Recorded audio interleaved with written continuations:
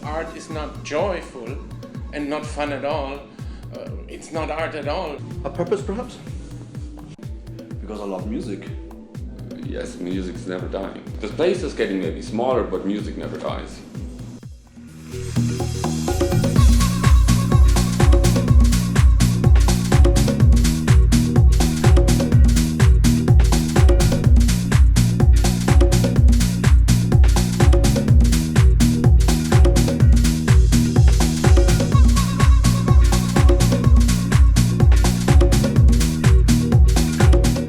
I think electronic music is driving the same agenda forward.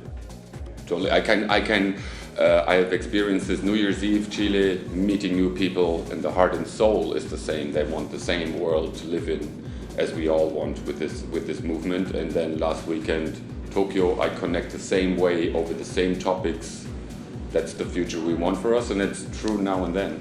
I mean, electronic music makes a difference, and it might change some people, but I think that every change where you say the world changes needs to come from within.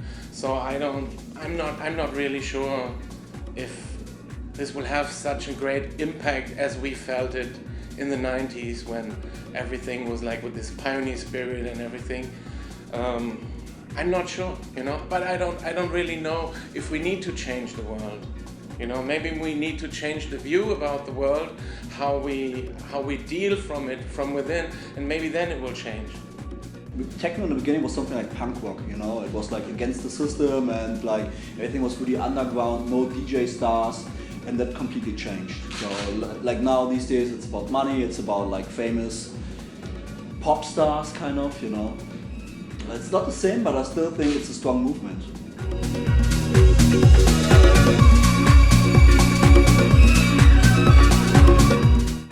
A lot of cultural identities are kind of reinforced through the music, for sure.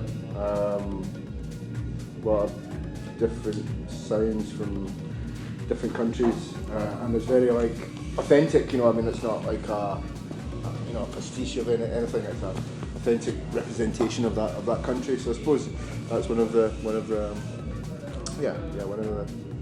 things, I suppose. I think the parents of the kids who are going to the rock and roll festivals and concerts, they would say the same things, like it's not art, or it's not art yet, or something like this is freaky shit the kids do. And then the same is true for the electronic music, pretty much. It's not yet accepted, and the reason for that is, in my belief, that there are no words for it yet. So the techno in particular has this, for me it's a description of the world, how it feels. And I can't express it any better. If I had words for it, I probably wouldn't do music. And then in retrospect, you can look at the beginning of this and you look at the beginning of rock and roll and and have the words for it now. See, so you need a little bit of time for this to sink in, the thing we want all together the world to live in. There's a lot of great artists like that really do art. Like one of them, for example, is Jeff Mills. He plays with orchestras and stuff like this, and he's doing like soundtracks for movies. And it's not just about making people dance. It's about music as an art. Well, I think if art is not joyful and not fun at all, it's not art at all, because it's the art. It's about the art of living, to find space and meaning in life, and this brings joy to the artist, and of course brings joy to the perceiver.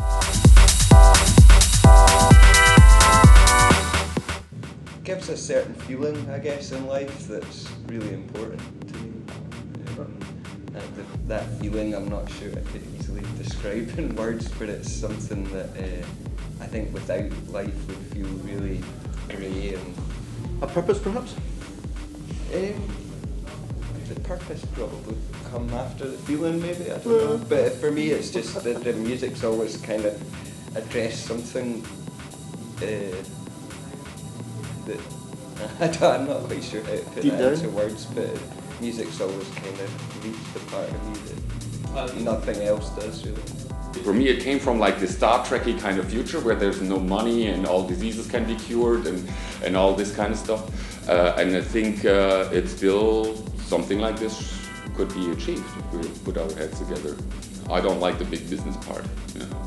It's the very moment it becomes a commercial, it also loses big parts of the message. So the actual music and the expression is being bred in the clubs, where a DJ has been put on the spot, and then maybe like the next DJ is not coming to do something for an hour, and that is when new stuff is created, where he has to go out of his way a little bit into deeper water, and it doesn't know what it's doing, and then there's a crowd reaction, and then these moments are coming along where you think, okay, yes, this is not just working for me, it's working for everybody. If you do something which feels, you don't dare to do it because it feels absurd, and then you do it, and then the crowd goes for it, and then they feel the same as I feel. You know, you made a moment with something you barely dare to play, and then it's like, this makes it human. There's the very basic connection in this. I'm constantly working on something in the studio, but I decided not to call it work, because work actually means not having fun. So I call it playing, because playing is fun for me. And yeah, my personal journey is like developing, you know, and my development is to let go of all these images and just be right now. And this is sometimes a hard task. Because I love music. I really like every day I'm in the studio. When I'm not in the studio, I'm in my car and at home, and every time, not only techno, but I listen to music like all day long, kind of. And music is just like the biggest part of my life.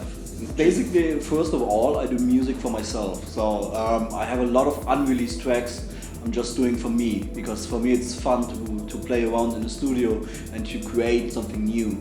That's for me way more important than releasing stuff and playing in front of people.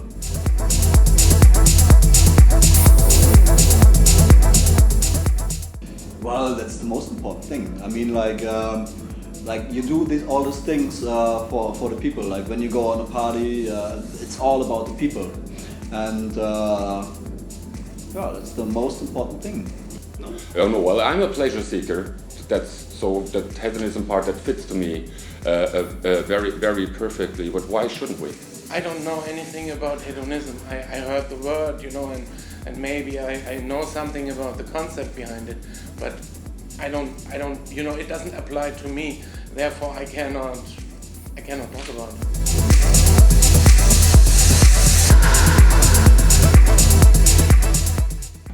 The moments I sometimes have in the DJ booth, I can't even think of them before. You know, it's not.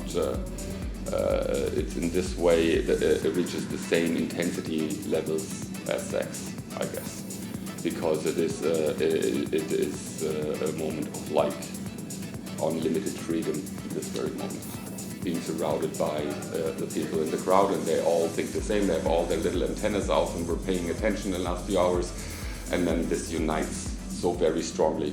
Generally, I think it is not good to compare anything with anything. Therefore, I don't, you know, that question is, it does not apply to the way how I see the world. I have a lot of experiences in the studio when I play, when things add up to a thing I could not have even imagined. And it feels like a huge grace, like a deep unity with what is. You could call that like a transcendent moment or something, you know. I also can find that while playing for people. I also can find that during having sex. And I also can have that by just sitting on the beach. When it fits, you know, it just joins, like it's this connection. Everything is connected, there is no more separation, no more separated feeling, no more me and the music, or me and the process, or me and the people. It becomes one. And in that moment you forget about your me, you know, and it dissolves into one thing, and this is the greatest. I have it like every time I play. Like I really like it. Like I already have like when I play. Usually I'm like half an hour to 1 hour ahead in my head. So I already know what I want to play in like 30 minutes or maybe 60 minutes. And I know like okay, I want to play this and this, and I know people will love this. And for me that's great. Like, and see the reaction. Like when I play something and I had something in my mind, and it works. For me, that's the best moments. I mean, if it's not going well, you don't escape. You know, you stay in your head, and there's a lot of I don't know, you're thinking a bit, but I think when things go really well, you kind of, you really kind of escape a wee bit and you're just kind of lost in with the music. But yeah, it's very escapist actually, yeah.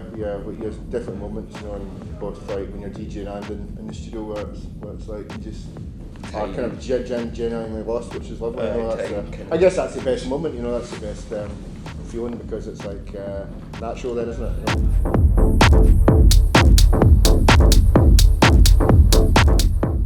Yeah, well, you know, with about 20,000 tax-registered DJs in Berlin, you will have some assholes, you will have some snobbish people, you know, and you will have some of the real deal. So it's so many places to go to. I can't really speak for them all in just one general sentence. But I think snobbish I wouldn't want to use in any club I like in Berlin. Oh, I think they should think about this because actually this whole thing is meant to be a place where all different kinds of people, I mean people are in the source, they're not really different, but we have different nations, we have different religions, we have different race, we have different gender, we have different sexual orientation, we have different layers in the capitalist society. This is the place, the dance floor is the place where all people can join to one ritual together and be one. And this snobism thing does not really help to get the mind quiet and just enjoy right now. I think this is way misunderstood because in Berlin we have a problem with a lot of tourists in the club and that kind of not destroys, but it has a different feeling when you go to a club and you only hear like foreign languages. And like Berghain tries to keep the balance. And of course some people feel pissed about this and it feels like they are snobs or something. But I think this is not the case. It's more about like selecting and like keeping the balance in the club. It's all about the balance in life and music, everything.